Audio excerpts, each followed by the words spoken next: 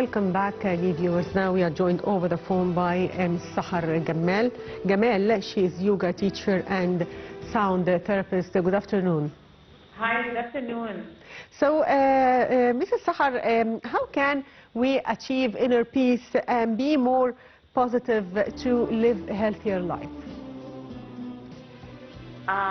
We can do that on working ourselves, giving ourselves some time away from all this, busy world that we have. Like we can have like 10 minutes in the morning for ourselves to sit in a quiet place and then connect with ourselves and connect with God and just keep everything that is distracting just away from us and just concentrate and meditate. So meditation does help, yoga does help, sitting and concentrating on our breath does help. So we can have more clarity and then have more peace. And how? So we have to disconnect it to connect again. Like we have to disconnect from the outer world to be able to connect with ourselves and to connect with our inner peace. And how to stop our minds from overthinking?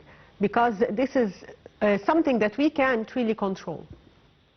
Yeah, absolutely. We have this monkey mind all the time going on, thinking of many things. So the only way is through meditation. As I explained, to sit and quieten the mind and to concentrate on the breath. So the way to do it is to have the feet on the ground, to ground ourselves first. And then have our back straight, because the back is the actually is the connection between earth and sky. And then just close our eyes and concentrate on our breath.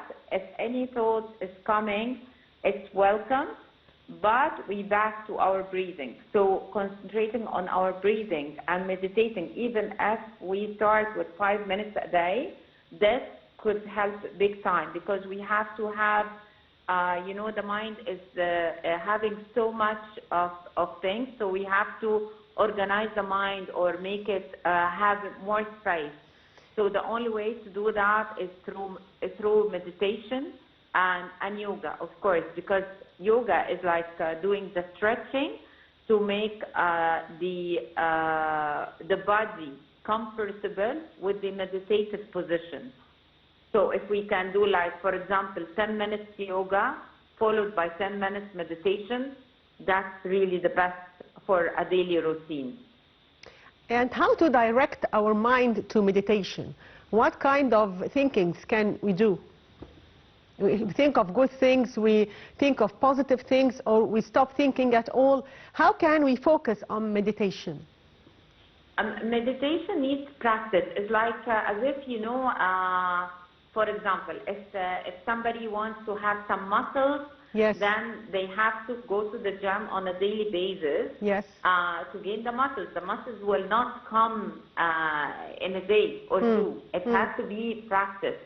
So meditation is exactly the same. Like anything, like a habit, that is, it takes practice to make it perfect, as they saying. To get the best results, you have to make it on daily basis. It has to be, and it can be very little as 5 minutes, and then it can be increased by time. Actually, it's better not to think about anything, because actually, if we are saying good thoughts or bad thoughts, we are judging. And meditation, it takes you away actually from judging if this is good or this is bad, because this is mind game again.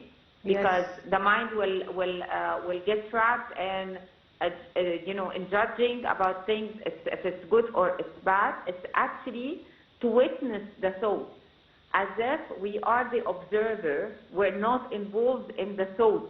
Like we are just observing, we are watching the thoughts. Let it come, it's welcome, but let it just go through without judging if it's good or if it's bad. Very neutral.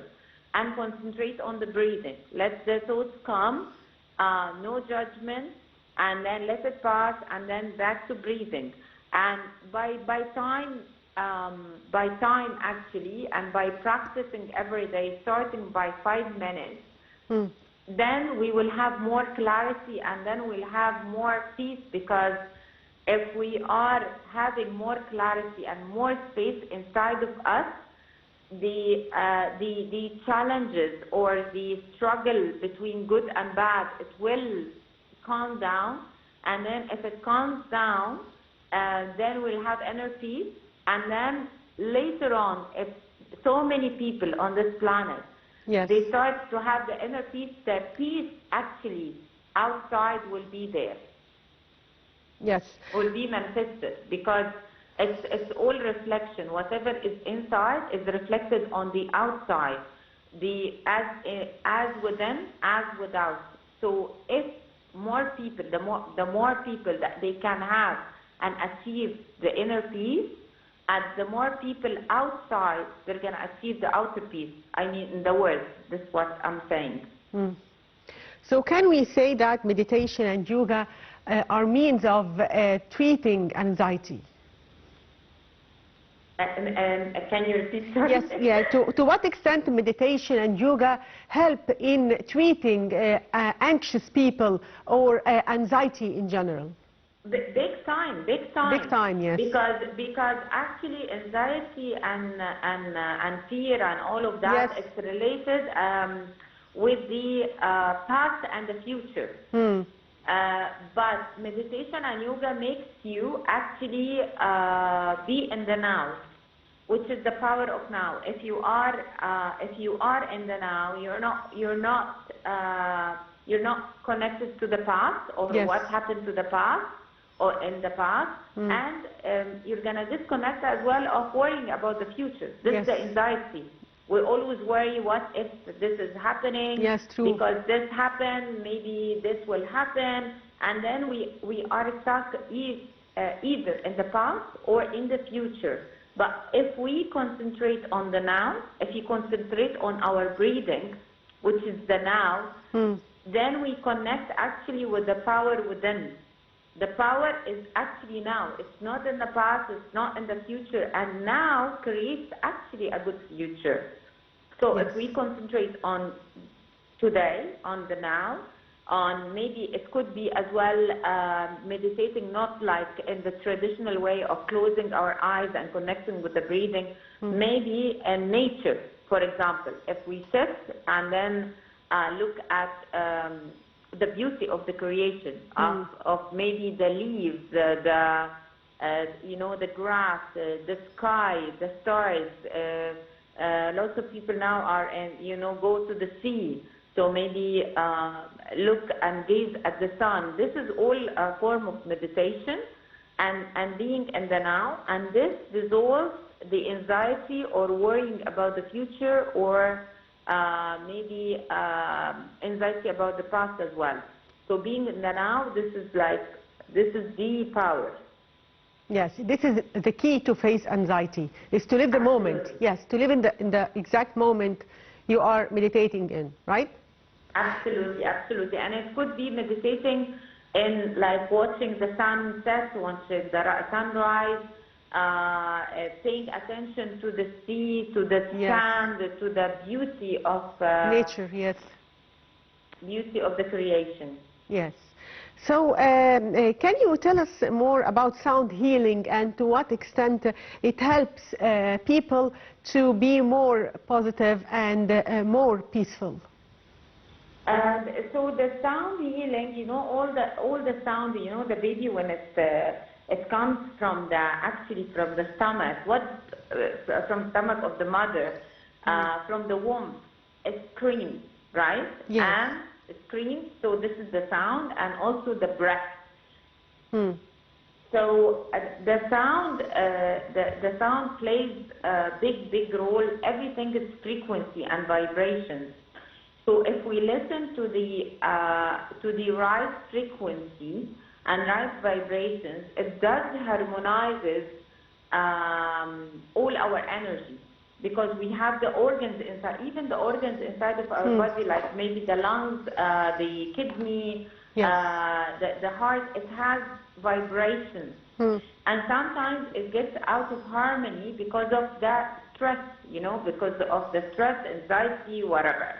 So listening to the right tone or right sound, it makes these organs return back to its own frequency, harmonized frequency. So it makes you feel better. Same like for the energetic level as well. The energetic level, if we are saying that we have main energetic level 7, so it harmonizes all the energy levels. So it harmonizes inside and outside of your body. There are like the sound healing is, you know, some instruments come from the Tibet. It's the singing bowls and the gong, and these are known for centuries from ancient Egypt and ancient India civilization, that it's used to actually harmonize all the energy of the body when you hear these sounds, and harmonize as well all the organs inside the body. So it leaves the mind, the soul, the body is all harmonized, it's all healed. Like that, and we use it as well to connect with God, you know, like this vibrations, because the universe is all you know, frequencies. So it's actually it's used to help as well to make you connected to the higher realms or the higher frequency of to make it easier to connect with God, to connect with ourselves, to and then you can have more clearance. So it's a tool to help you connect with yourself and with God, and to heal mind, body, and soul. And what is meant by chanting and movement? Okay, so there are like many tools to make the mind, body, and soul feel better. So yoga is one of them, meditation one of them, sound healing is one of them, as well movement, because we, you know, sometimes when all the emotions, for example, the anger can be stuck in the liver, for example. Sadness can be stuck in the lungs. So by moving your body, but certain movements, this can release the stuck emotions in the body. Certain movements or any movements? It could be, for example, the yoga. It could be dancing, for example. It could be, for example, whirling. Whirling is an energetic dance, you know, like the Darvish when they are whirling. Like when the Muslims, they go to Kaaba and they do the tawaf around the Kaaba like 7 times. They do it like anti-clockwise. So whirling anti-clockwise is very good as well for the energy. Dancing, but dancing to certain music, not the commercial music. There is this music of high frequency. Anyone can search it online. The healing music, they can put the healing music, and then they can dance to the frequency of the good vibrations. Chanting is very good as well. If we chant, we sing, we do as well, like some people, they do zikr as well of God's greatest names.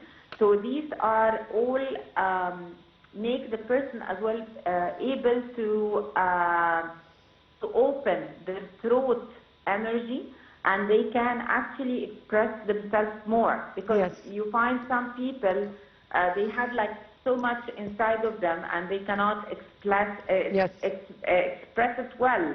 So chanting actually helps to open this energy of expressing self and expressing the truth as well. Not only self, it's also the truth. So this is how movement and chanting really helps as well in opening up and expressing self, and even the body. You know, when someone is doing the dancing or the whirling or the movement, so the body expresses itself as well.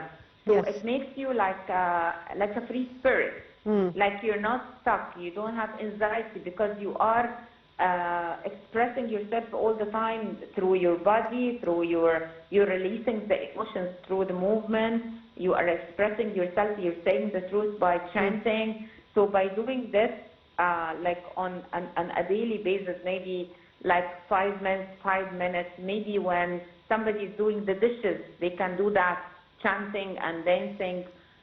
So this is not really limited to space or that we have to sit quietly like the meditation or the yoga, but it can be in the car, chanting in the car as well.